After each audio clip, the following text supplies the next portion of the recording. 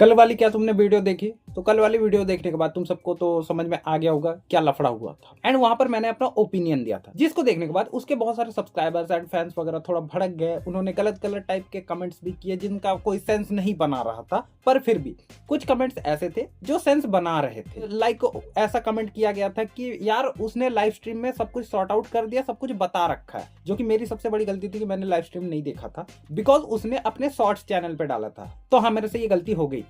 अब आता है मेरा लफड़ा। प्लस इतने सारे लोगों ने कमेंट किया और वो आकर के मेरे को क्या कह रहे हैं, मैं व्यूक का फैन हूं, इस वजह से मैं उसको टारगेट कर रहा हूं। यार मेरे को ये समझ नहीं आ रहा कि इसका और व्यूक का लफड़ा क्या हुआ जो इस वजह से मेरे को कहा जा रहा है। दूसरी चीज ये, मैं व्यूक का कोई फैन वैन नहीं हूं, मैं उस बंदे के कंटेंट को तक फॉलो नहीं करता, मैं अपनी दुनिया में मस्त रहता हूँ भाई। मैं किसी भी एनिमे ट्यूबर को फॉलो नहीं करता। हाँ, जानता हूँ सबको कि कौन कौन बंदा क्या क्या क्रिएट करता है, कौन कौन यूट्यूबर मार्केट में है, बट मैं किसी को फॉलो नहीं करता। तो हाँ, ये भूल जाओ कि मैं किसी का फैन वैन हूँ। जो उसका लाइव स्ट्रीम देख के आने के बाद लोग मुझे उल्टा यार टारगेट कर रहे हैं कि मुझे वीडियो डिलीट कर देना चाहिए बिकॉज उसने लाइव स्ट्रीम में सब कुछ सॉर्ट आउट कर दिया, सब कुछ बता दिया है। देखो, कल जो मैंने 2 यूट्यूबर्स के नाम लिए थे एंड उनके वीडियो के लिंक कमेंट बॉक्स और डिस्क्रिप्शन में डाले थे, सॉरी वो डिस्क्रिप्शन में डालना भूल गया था, पर कमेंट बॉक्स में पिन करके डाल दिया था। तो आज मैंने उसकी लाइव स्ट्रीम देखी, तो वहां पर वो कहता है कि वो जो यूट्यूबर्स ने जो उसके खिलाफ वीडियोस बनाई थी उसके साथ बैठ के इसने बात करके सॉर्ट आउट कर लिया। पता नहीं इन लोग के बीच में क्या सॉर्ट आउट हुआ, क्या समझाया, पता नहीं, उसको हटाओ।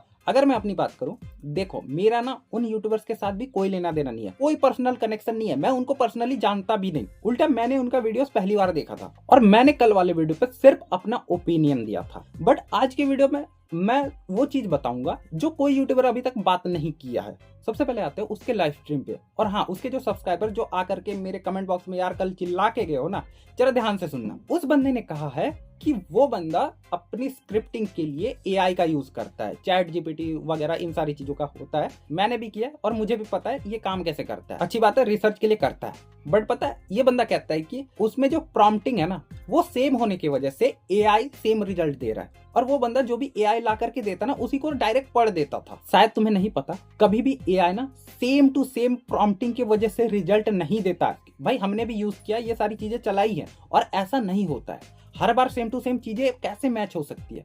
ये बिल्कुल काम नहीं करता यार, जब तक तुम किसी का सेम टू सेम उठा के उसको डब नहीं कर देते। दूसरी चीज, चलो मान लेते हैं कि ये कोइंसिडेंस की वजह से हो गया, और देखो जिसको भी ये सब लग रहा है ना, तुम जाके किसी बंदे से पूछ सकते हो, ये same to same result AI नहीं देता है, कुछ ना कुछ चेंजेस होता ही होता है। ये एकदम वैसे ही बात होगी, मान लो 2 बंदे को तुमने मैगी का पैकेट दिया, सेम इंग्रेडिएंट्स दिए और बोलो कि जाओ जा करके दोनों मैगी बना के लाओ।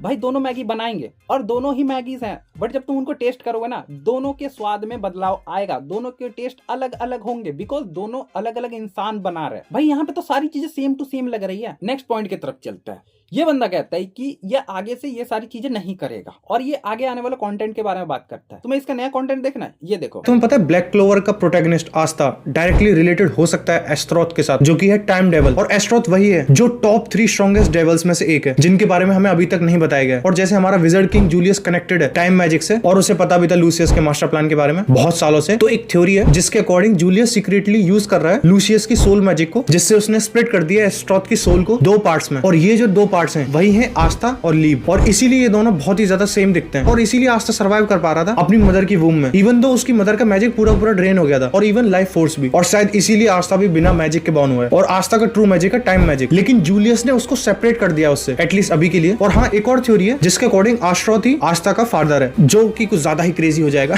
तो तुम्हें क्या लगता है आस्था और एस्ट्रोथ का कनेक्शन क्या है? इसे देख लिया ना, अब ये देखो। Did you know that the hero of Black Clover Asta may be directly related to the time devil Astaroth? The only one of the 3 strongest devils that still hasn't been revealed. Because Wizard King Julius is connected to time magic and because he has known about Lucius's master plan for many years. There is a theory that Julius secretly used Lucius's soul magic to split Astaroth's soul into 2, and these 2 parts are Asta and Liba. This is why the 2 of them look so much alike. This is why Asta was able to survive inside his mother's womb, even though her magic drains both magic and life force. And this is why Asta was born without magic. His true magic is time magic, but Julius separated it from him, at least for now. There is also a theory that Astaroth is actually Asta's dad, which would be crazy. Subscribe to Anime with Panda for more. भाई चल मान लिया कि ये prompting की वजह से ही हो रहा है। एक बात बताओ, पूरे दुनिया में बहुत सारे क्रिएटर्स हैं, जो एनिमे के ऊपर वीडियोस बनाते हैं, शॉर्ट्स भी बनाते हैं, पर ये चीज इस बंदे के साथ ही क्यों लिंक हो रही है? दूसरे यूट्यूबर्स के शॉर्ट्स वीडियोस इसके साथ लिंक क्यों होते हैं, किसी और के साथ लिंक क्यों नहीं होते? और भी तो फॉरेनर यूट्यूबर्स है, वो लोग भी तो चैट जीपीटी या फिर कोई और एआई का यूज करते हैं, पर इसके साथ ही क्यों मैच हो रहा है? प्लस आज सुबह मुझे एक और चीज दिखता है, ये वाला कमेंट जरा पढ़ना, फ्लेम एक्स एनिमे। अगर तुम्हें नहीं पता ये बंदा कौन है, इस बंदे के 60,000 से ज्यादा सब्सक्राइबर है और ये विदेश का बंदा है।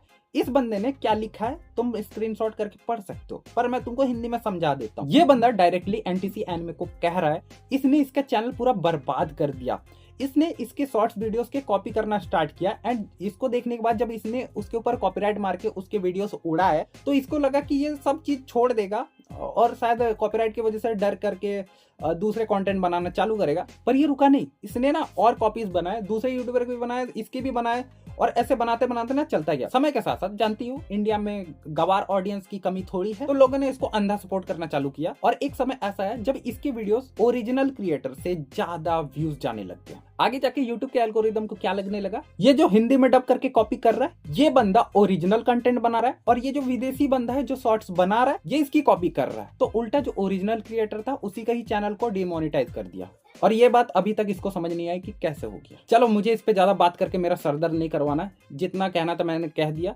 अब तुम सबको जो कहना है कमेंट बॉक्स में कहो। चैनल को सब्सक्राइब करना नहीं करना वो सब तुम सबका मन है, करना है करो, नहीं करना मत करो, मुझे इस पे ज्यादा कुछ नहीं कहना। तो यार मिलेंगे नेक्स्ट वीडियो में, फिलहाल के लिए बाय।